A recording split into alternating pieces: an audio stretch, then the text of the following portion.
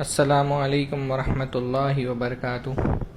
الحمد للہ رب العالمین والصلاة والسلام علی اشرف الانبیاء وسید المرسلین نبینا محمد وعلی آلہ وصحبہ اجمعین ومن تبعہم بإحسان الی یوم الدین۔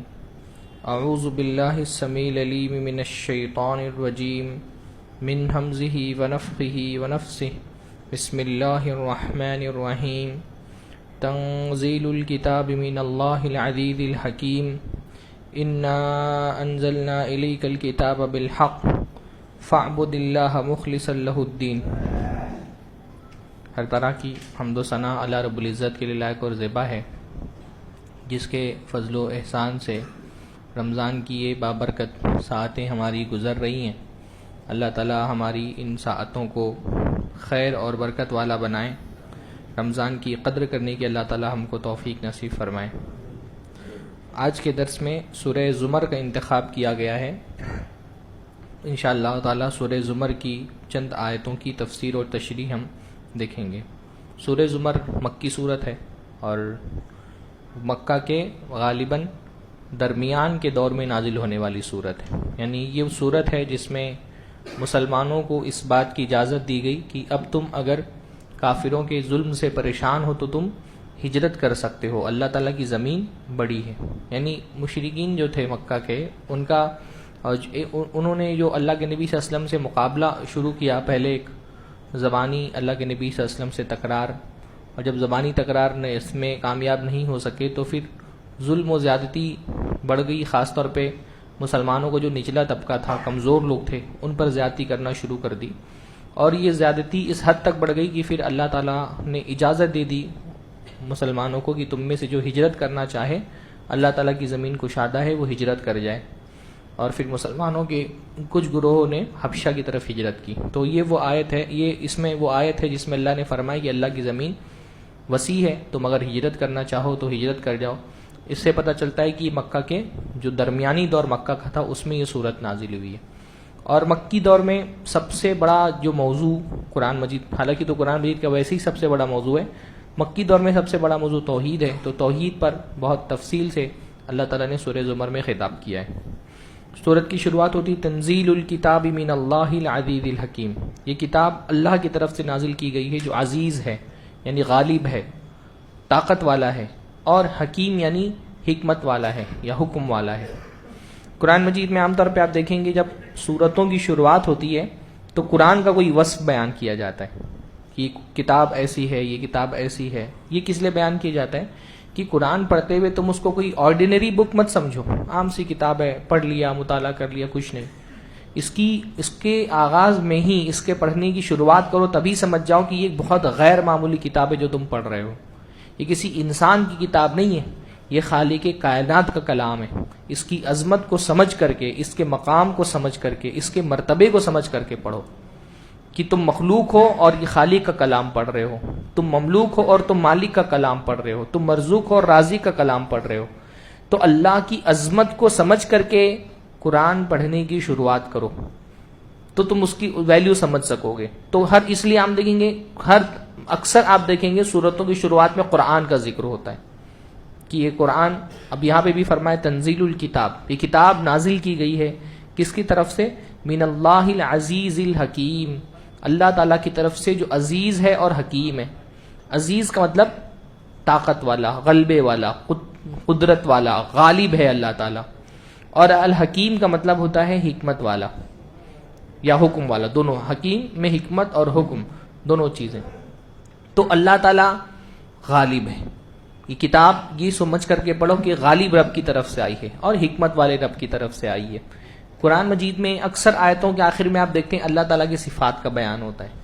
قرآن مجید سے سب سے اہم ترین چیز جو ہم کو سیکھنی ہے وہ کیا ہے؟ وہ یہ سیکھنی ہے کہ اللہ تعالیٰ کی صفات کیا ہیں۔ بھئی ایک ایمان والا بندہ اللہ تعالیٰ سے محبت کرتا ہے۔ ہم جب کسی سے محبت کرتے ہیں تو ہم کیا چاہتے ہیں کہ اس کے بارے میں زیادہ سے زیادہ جانیں، زیادہ سے زیادہ اس کا تعارف حاصل کریں، زیادہ سے زیادہ اللہ تعالیٰ کا انٹروڈکشن حاصل کریں، ہے نا؟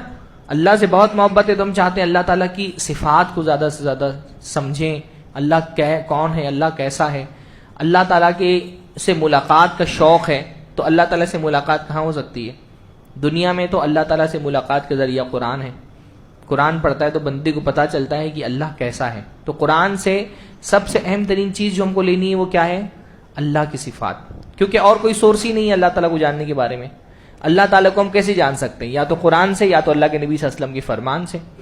تو یہ قرآن مجید میں اس لیے بہت اہم موضوع قرآن مجید کا ہے اللہ کے صفات کو جاننا. اللہ کی صفتیں کیا ہیں، اللہ کی کوالٹیز کیسی ہیں، اللہ کیسا ہے، میرا رب کیسا ہے، یہ جاننا سب سے اہم ہے اور اس کا ذریعہ قرآن ہے. اب یہاں دو اللہ تعالیٰ کی صفتیں بیان ہوئی. ایک تو اللہ تعالیٰ غالب ہے، اتنا غالب ہے کہ کائنات کی ہر چیز اس کے ماتحت ہے. کوئی طاقتور سے طاقتور چیز اس کے کنٹرول سے باہر نہیں ہے. اور ایک وہ کہ حکیم ہے، اللہ تعالیٰ حکمت والا ہے، اس کے یہاں وزڈم ہے، وہ ہر چیز کا درست فیصلہ کرتا ہے.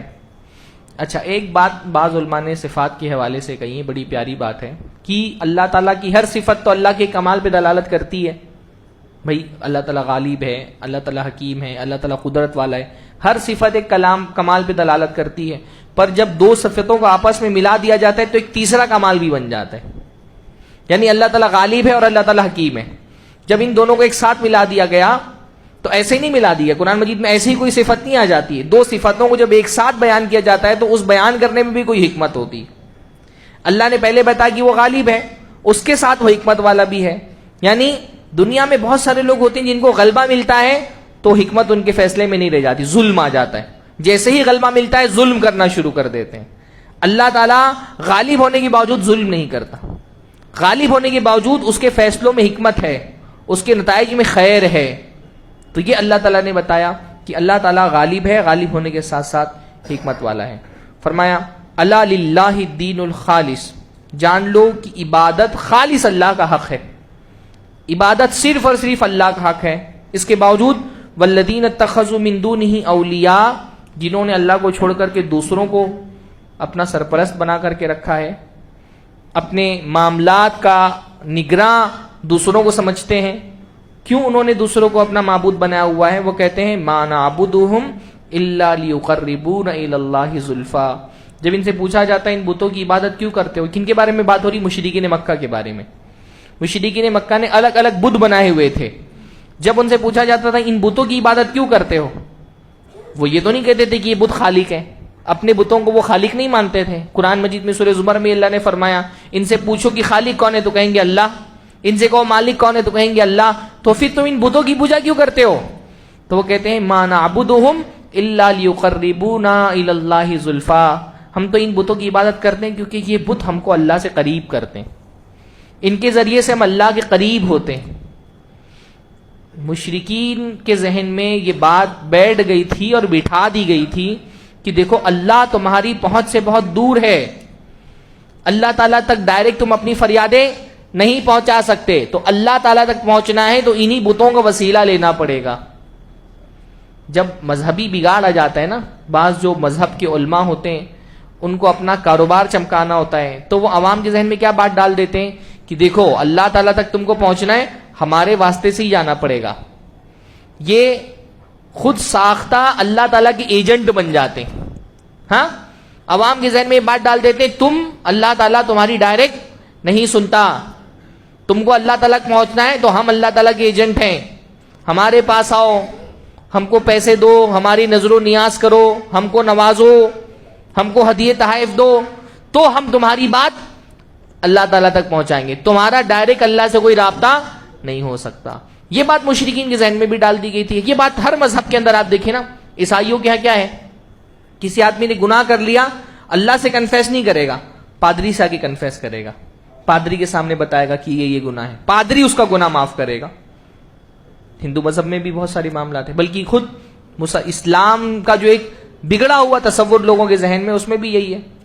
ہاں، کہ بھئی فلاں پیر کے ہاتھ پہ بیعت کریں گے تو وہ بخشش کرا دیں گے، فلاں مزار پہ جائیں گے. یعنی بہت سارے لوگ زبان سے مسلمان یہ کہتے ہیں کہ ارے اللہ تعالیٰ کی ذات تو بہت بڑی ہے، ہماری بات ڈائریکٹ تھوڑی اللہ سنتا ہے، یہ ہم پیروں کے پاس، مزاروں پر، فقیروں کے پاس اس لیے جاتے ہیں کیونکہ اللہ ان کی زیادہ سنتا ہے تو ہم ان کے ذریعے سے اپنی بات اللہ تعالیٰ تک پہنچاتے ہیں.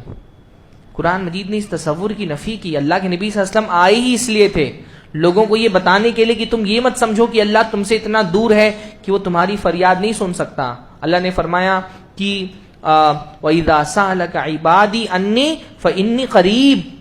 اے اللہ کے نبی جب میرے بندے میرے بارے میں سوال کریں تو ان کو بتائیے کہ میں تو قریب ہوں. تم گنہگار کتنے بھی بڑے گنہگار ہو جاؤ، اللہ تعالیٰ تمہاری فریاد سن رہا ہے. انی قریب. تم کو اللہ تعالیٰ تک پہنچنے کے لیے کسی واسطے کی، کسی ہیلے کی، کسی ایجنٹ کی ضرورت نہیں ہے. اللہ تعالیٰ نے دنیا میں کوئی اپنا ایجنٹ نہیں رکھا ہے کہ ان ایجنٹوں کے ذریعے سے ہی اللہ تعالیٰ تک پہنچا جا سکتا ہے. اللہ تو بالکل اویلیبل ہے تمہارے لیے. اللہ سے زیادہ کوئی اویلیبل ہی نہیں ہے، ہمیشہ اویلیبل. انی قریب اجیب دعوت الداعی اذا دعانی. پکارنے والا جب مجھ کو پکارتا ہے تو میں اس کی پکار سنتا ہوں. اللہ تعالیٰ تو پکارنے والوں کو بلاتا ہے نا، اللہ تعالیٰ پکارنے والوں کو بلاتا ہے نا. حدیث کے اندر آتا ہے کہ جب رات کا آخری پہر ہوتا ہے تو اللہ تعالیٰ نیچے آ جاتا ہے اپنے بندوں سے قریب سمائے دنیا پر. کیسے آتا ہے؟ اللہ بہتر، اللہ کی جو شان ہو، ہم کو پتہ نہیں کیسے آتا ہے. بس اتنا ہے سمائے دنیا جو آخری یہ پہلا آسمان ہے نا، یہاں جا جاتا ہے اللہ تعالیٰ. اور پھر اللہ تعالیٰ اپنے بندوں کو پکارتا ہے، حل من سائل فأوتیتہ. کوئی سوال کرنے والا ہے تو میں دینے کے لیے تیار ہوں. ہے کوئی پوچھنے والا، کوئی فریاد لگانے والا، کچھ مانگنا ہے، کوئی سوال کرنا ہے تو میں دے دوں گا. حل من مستغفر فاغفر لہ. کوئی بخشش طلب کرنے والا ہے تو میں بخش دوں. اللہ تعالیٰ پکار رہا ہے مانگنے والوں کو کہ آؤ مانگو میں تم کو دوں گا. یہ اللہ کا کتنا بڑا فضل ہے. اللہ تعالیٰ خوش ہوتا ہے جب بندہ اللہ کو پکارتا ہے تو اللہ خوش ہوتا ہے کہ میرا بندہ مجھ کو پکار رہا ہے.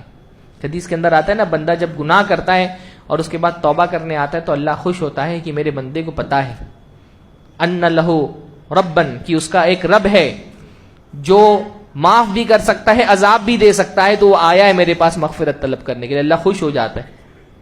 اللہ کو خوش کرنے والی سب سے زبردست چیز کیا ہے؟ اللہ سے مانگو، گڑ گڑا کے مانگو، رو کر کے مانگو، چمٹ کر کے مانگو. علماء نے کہا یعنی بندوں سے چمٹ کر کے مانگنا اللہ کو پسند نہیں ہے. ایک چمٹنا ہوتا ہے نا، کبھی کبھی آپ دیکھتے ہیں نا کہ فقیر آدمی جو ہے وہ ایک دم آپ کے پیچھے ایسا لگ جاتا ہے کہ آپ ایک دم اس سے جو ہے وہ چڑ جاتے ہیں. ایسا ہوتا ہے کبھی کبھی، کوئی فقیر آدمی پیچھے ہی پڑ جاتا ہے، بالکل آپ کے ساتھ ہی نہیں چھوڑ رہا آپ کا. بندوں سے چمٹ کر کے مانگنا توحید کے منافی ہے. بندوں سے چمٹ کے نہیں مانگنا چاہیے. اللہ سے چمٹ کر کے مانگنا یہ اللہ تعالیٰ کی عبادت میں انتہا درجے کا حسن پیدا کرنے والے. اللہ بہت خوش ہوتا ہے.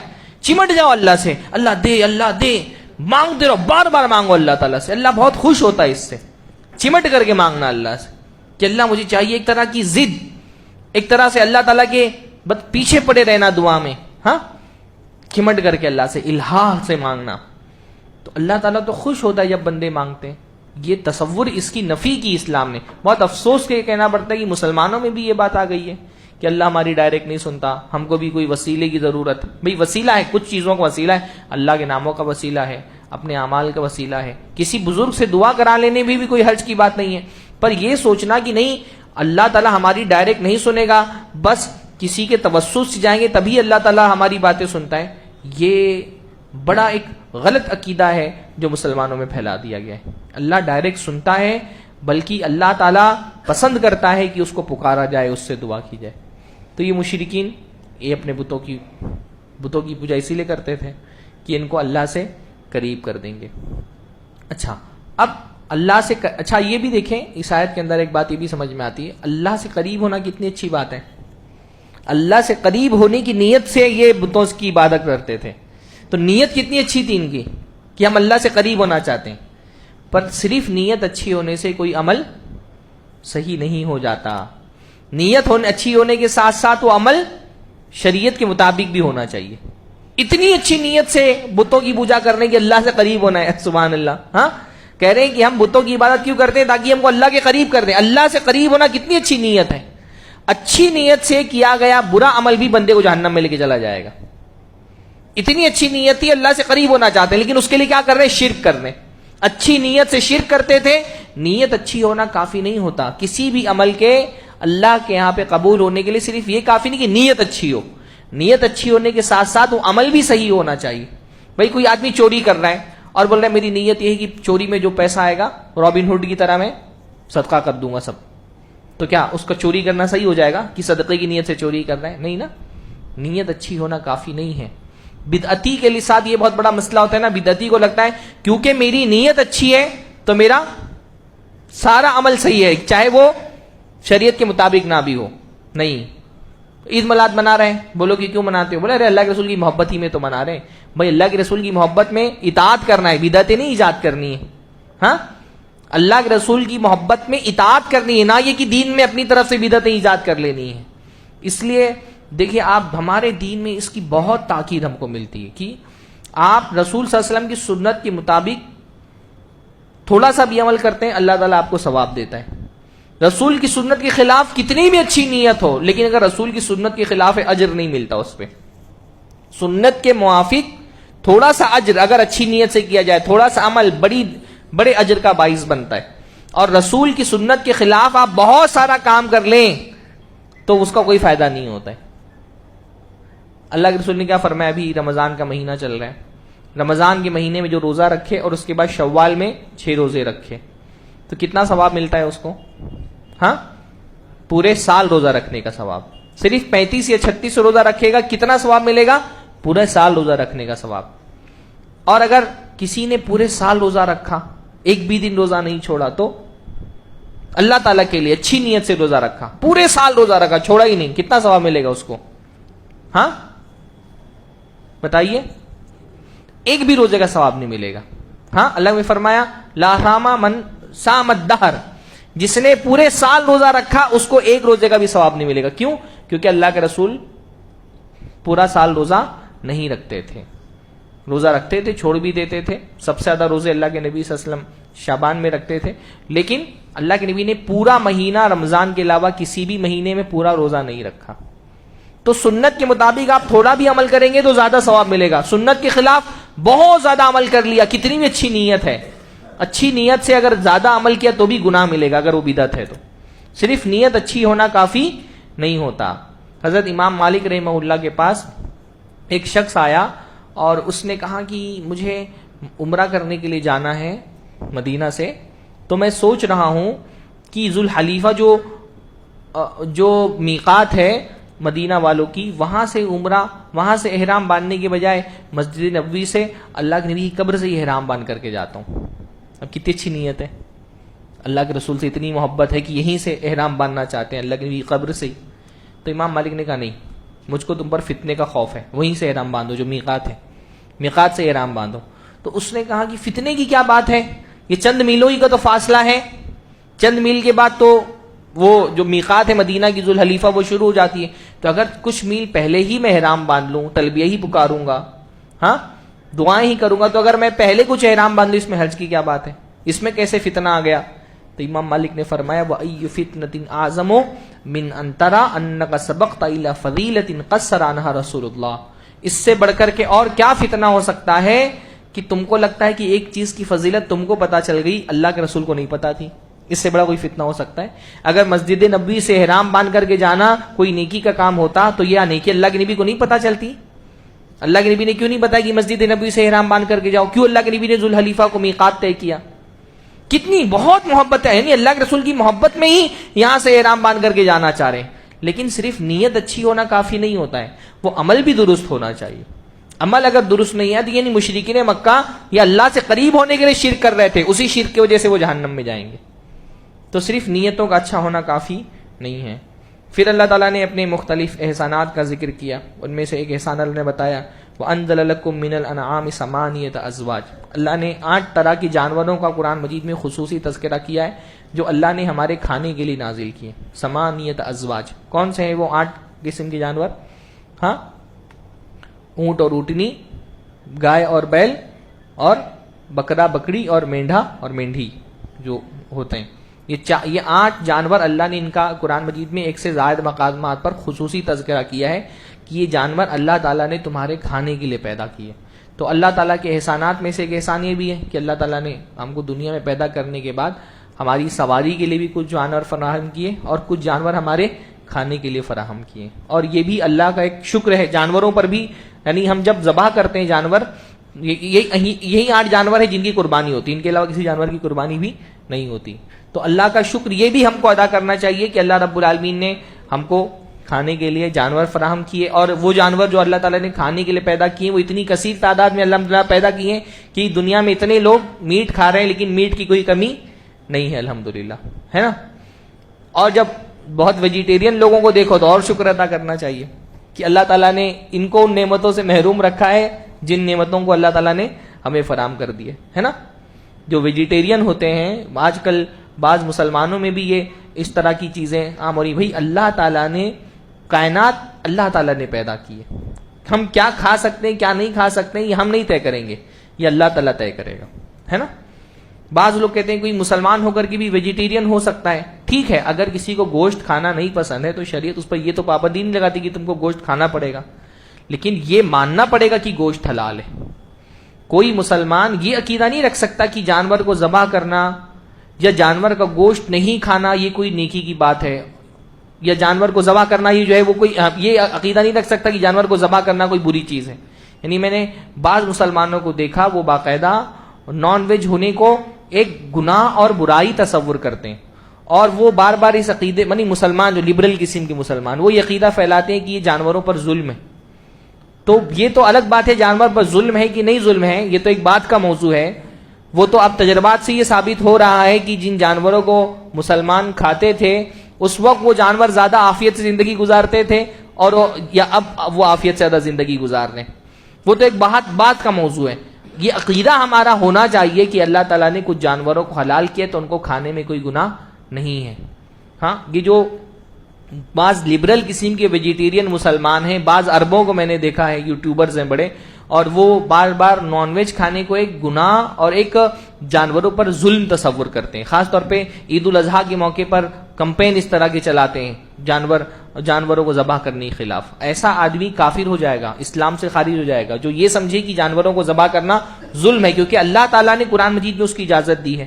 تو جو اس کو ظلم سمجھے گا جانوروں پر، انسانیت کے خلاف سمجھے گا، وہ گویا کہ اللہ تعالیٰ کی شریعت کا انکار کرنے والا ہے. تو ایک تو ہوتا ہے بھئی آپ کی پسند، کسی کو کوئی گوشت نہیں پسند ہے نہ کھائے، شریعت زبردستی اس کے ساتھ نہیں کرتی. پر ایک ہوتا ہے شریعت کے حکم کو ماننا. تو شریعت کا یہ حکم ہے، اللہ تعالیٰ نے یہ بتایا ہے کہ یہ جانور اللہ نے تمہارے لیے پیدا کیے ہیں، ان کو کھاؤ. تو جو کوئی یہ سمجھتا ہے کہ ان کو کھانا ظلم اور زیادتی ہے، وہ گویا کہ ظلم کی نسبت اللہ تعالیٰ کی طرف کر رہا ہے. پھر اللہ تعالیٰ نے ایک انسانوں کا مزاج بتایا، اذا مس الانسان ضر دعا ربہ منیبا الیہ، کہ جب انسان کو کوئی تکلیف پہنچتی ہے تو اپنے رب کو پکارتا ہے، اس کی طرف مائل ہو جاتا ہے. ثم اذا خولہ نعمتا منہ نسی ما کان یدعو الیہ، اور جب اللہ تعالیٰ نعمت دے دیتا ہے تو بھول جاتا ہے کہ اللہ کو بھی دعا کی تھی میں نے، اللہ کو بھی پکارا تھا. ہاں، یہ کافر کا مزاج ہوتا ہے کہ وہ خوشحالی میں اللہ کو بھول جاتا ہے، اور اس کے بعد مصیبت میں صرف اس کو اللہ یاد آتا ہے. اللہ کے ساتھ ہمارا تعلق ایسا نہیں ہونا چاہیے، بلکہ خوشحالی میں اللہ تعالیٰ کو یاد رکھیے. یہ خوشحالی کو باقی رکھنے والی چیز ہے نا. یعنی بعض علماء نے کہا ہے کہ شکر جو ہے وہ نعمت کی حفاظت کرتا ہے.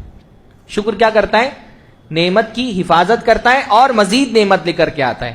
شکر جو ہے وہ نعمت کا محافظ بھی ہے اور نعمت کا جالب بھی ہے. اللہ نے آپ کو عافیت سے رکھا ہے، کوئی مصیبت نہیں دی ہے، شکر ادا کرتے رہیے تاکہ یہ نعمت باقی رہے، محفوظ رہے. جب بندہ کو نعمت ملتی ہے تو اس کو اللہ یاد ہی نہیں آ رہا ہے، وہ دنیا میں ہی مگن ہے اپنے. پھر اللہ چھین لیتا ہے تب یاد آتا ہے کہ اللہ کہاں، میرا اللہ تعالیٰ نے مجھے نعمتیں دی تھی، نعمتیں نہیں ہیں. تو وہ شکر، اگر آپ چاہتے ہیں کہ جو نعمت اللہ نے آپ کو دی ہے وہ آپ کے ہاتھ میں رہے، محفوظ رہے، تو نعمتوں کی حفاظت کا ایک طریقہ کیا ہے؟ اللہ کا شکر ادا کرتے رہنا. شکر بڑی قیمتی چیز ہے، اس سے نعمت محفوظ بھی رہتی ہے اور نعمت بڑھتی بھی ہے. اللہ نے فرمایا لئن شکرتم لأزیدنکم، اگر تم شکر کرو گے تو میں تم کو اور بڑھا کر کے دوں گا. اس لیے شکر کریے. اور شکر کے لیے بھی بہت ضروری ہے کہ ہم، بہت مرتبہ یہ ہوتا ہے نا کہ ہم وہ اللہ تعالیٰ کی نعمتوں کو سمجھ ہی نہیں پاتے، نعمتوں کی ویلیو ہی نہیں سمجھ پاتے، تو شکر گزاری کیسے کریں گے؟ اکثر لوگ جو ناشکری اس طرح سے بھی کرتے ہیں، اللہ کی ناشکری کا ایک طریقہ یہ بھی ہے کہ وہ ان کو جو ملا ہوا ہے نعمت کے شکل میں وہ پہچانتے نہیں کہ یہ بھی نعمت ہے. وہ صرف ان کو نعمت وہی دکھائی دیتی جو دوسروں کے پاس ہے. صرف یہ دیکھتے ہیں فلاں کو نعمت مل گئی، فلاں کو نعمت مل گئی، مجھے کیا ملا ہے یہ دکھائی نہیں دیتا ہے ان کو. بھائی شکر یہ ہے کہ آپ کو جو ملا ہے آپ اس کی قدر کریے. آپ کے پاس اللہ نے بہت کچھ ایسا دیا جو دوسروں کو نہیں دیا ہے. اللہ نے اس لیے فرمایا اپنے سے نیچے کے لوگوں کو دیکھو تو تم کو اللہ کی نعمتوں کی قدر سمجھ میں آئے گی. تمہارے پاس ایسا بہت کچھ ہے دوسروں کے پاس نہیں ہے. دوسروں کو تھوڑا سا مال ہم دیکھ لیتے ہیں, ان کے پاس مال ہے ہمارے پاس نہیں ہے, تو ہم ناشکری کے جذبے میں مبتلا ہو جاتے ہیں. ایک آدمی نے آ کر کے سلف میں سے کسی غالباً تابعی سے آ کر کے شکایت کی کہ میں بہت غریب ہوں, مال کی قلت ہے میرے پاس. کہا اچھا ٹھیک ہے, یہ جو تمہاری آنکھیں ہیں مجھے 1000 درہم میں بیچ دو, دے دو 1000 درہم میں تمہاری آنکھیں لے لیتا ہوں. کہا نہیں ایسا کیسے ہو سکتا ہے. کہا اچھا اپنے ہاتھ دے دو 1000 درہم میں. کہا نہیں ایسا ہاتھ کیسے دے دو.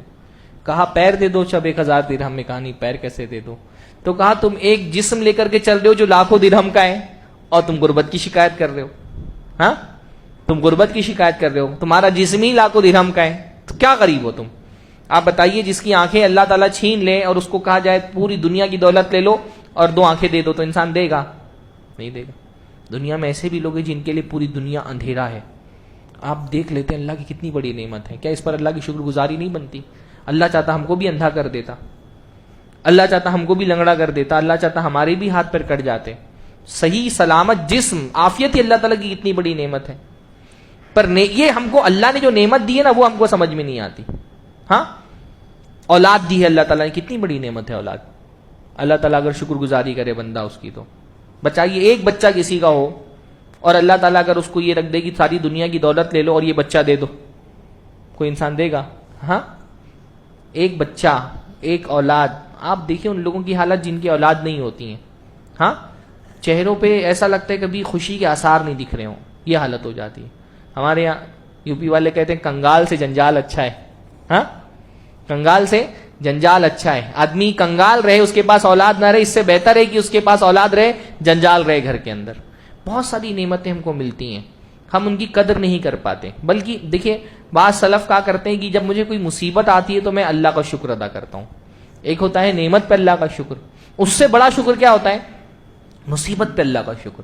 مصیبت پہ اللہ کا شکر کیسے ہوتا ہے کہ بھئی کہتے ہیں کہ میں 4 چیزوں پہ اللہ کا شکر ادا کرتا ہوں مصیبت آتی ہے تو.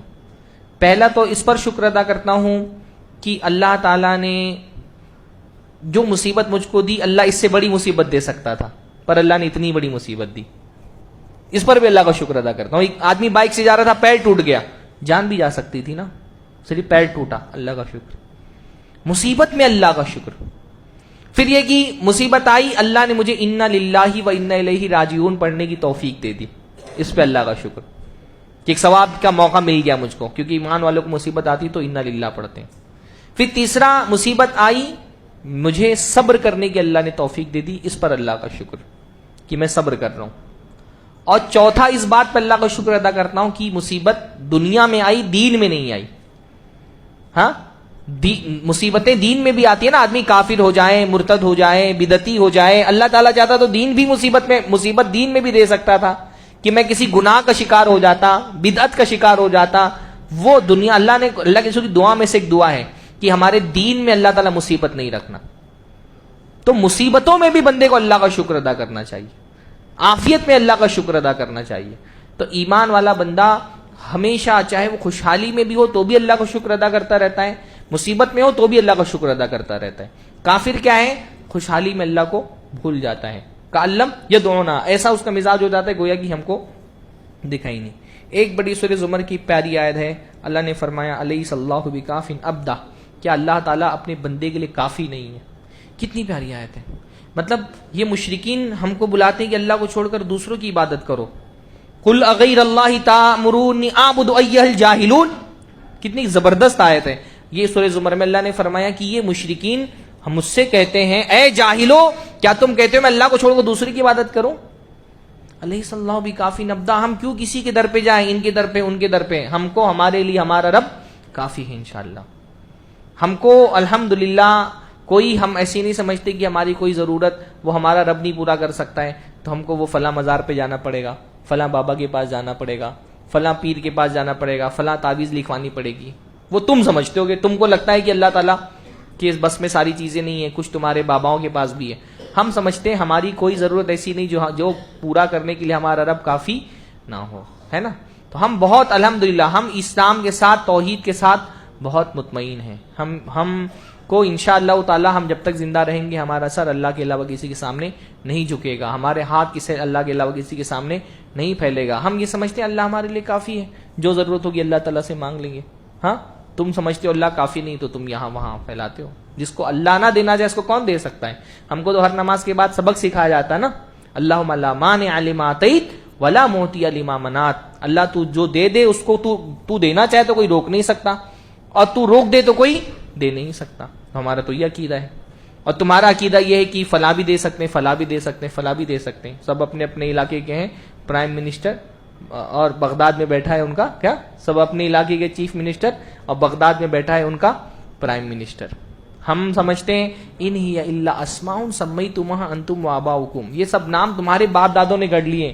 ہاں, کوئی 1 روپے کا اختیار نہیں رکھتا ہے. ہم باندرا میں ہم لوگ رہتے تھے تو بعض لوگ جو ہے وہ قوالی جان بوجھ کر کے سناتے تھے, لگا کر کے چڑھانے کے لیے حدیثوں کو. ہاں, وہ کتبہ لکھ کے لگا دیتے تھے, یہاں فلاں کا سکہ چلتا ہے, یہاں فلاں کا سکہ چلتا ہے, کہ ہم کو تکلیف ہوگی. اور ہم کو واقعتاً تکلیف ہوتی ہے. اللہ کے ساتھ شرک ہوتا ہے تو ہم کو تکلیف ہوتی ہے, اور انشاءاللہ قیامت کے دن یہ جو اللہ کے ساتھ ہونے والے شرک پر ہم کو تکلیف ہوتی ہے, اس کا وسیلہ لگا کر کے ہم اللہ سے جنت طلب کریں گے کہ اللہ تعالیٰ تیرے ساتھ شرک ہو رہا تھا تو ہم کو تکلیف ہو رہی تھی, یہ تجھ سے محبت کی علامت ہے, اللہ تعالیٰ اس تکلیف کے بدلے میں ہم کو جنت دے. ہوتی ہے ہم کو تکلیف, کوئی شرک کرتا ہے تو یہ تو اچھی بات ہے کہ شرک ہو اللہ کے ساتھ تو ہم کو تکلیف ہو. جیسے مشرکین کو تکلیف ہوتی ہے جب اللہ اکیلے اللہ کی بات کرو تو مشرکین کو تکلیف ہوتی ہے. وَإِذَا ذُكِرَ اللَّهُ وَحْدَهُ اشْمَأَزَّتْ قُلُوبُ الَّذِينَ لَا يُؤْمِنُونَ بِالْآخِرَةِ. اکیلے اللہ کا ذکر ہوتا ہے تو کافروں کے دلوں میں ایٹھن پیدا ہونے لگتی ہے کہ ارے یہ تو اللہ کی بات کر رہے ہیں, اس مسجد میں تو کسی بابا کا, کسی ولی کا, کسی پیر فقیر کا بیان ہی نہیں ہوتا ہے, یہ تو مولانا جب بھی بیان کرتے ہیں اللہ کی بات کرتے ہیں. یہ سمجھ جاتے ہیں کہ یہ تو اللہ ہی کی بات ہو رہی ہے تو یہ اہل حدیثی ہوگا. پھر الحمدللہ ہاں, تقریر ہو صرف اہل حدیث ہو, صرف جو ہے وہ اللہ کی بات ہو, سمجھ جاتے ہیں یہ اہل حدیث ہے بندہ. یہ اللہ کے علاوہ تو ہمارے باباؤں کا نام ہی نہیں آ رہا, اس میں تو ہمارے پیروں فقیروں کا نام ہی نہیں آ رہا ہے, کوئی مزاروں کا ذکر ہی نہیں آ رہا ہے. الحمدللہ یہ سعادت اللہ نے ہماری قسمت میں لکھی ہے کہ ہم صرف اللہ والے. ہاں, ہم کو یہاں وہاں دیکھنے کی ضرورت نہیں ہے.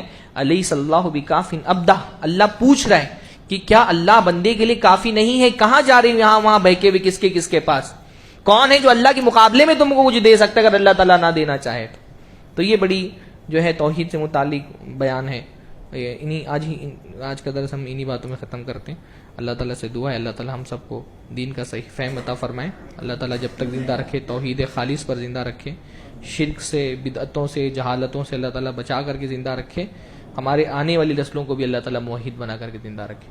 اقول قولی ھذا واستغفر اللہ لی ولکم ولسائر المسلمین واستغفروہ انہ الغفور الرحیم. وآخر دعوانا ان الحمد للہ رب العالمین. السلام علیکم ورحمۃ اللہ وبرکاتہ.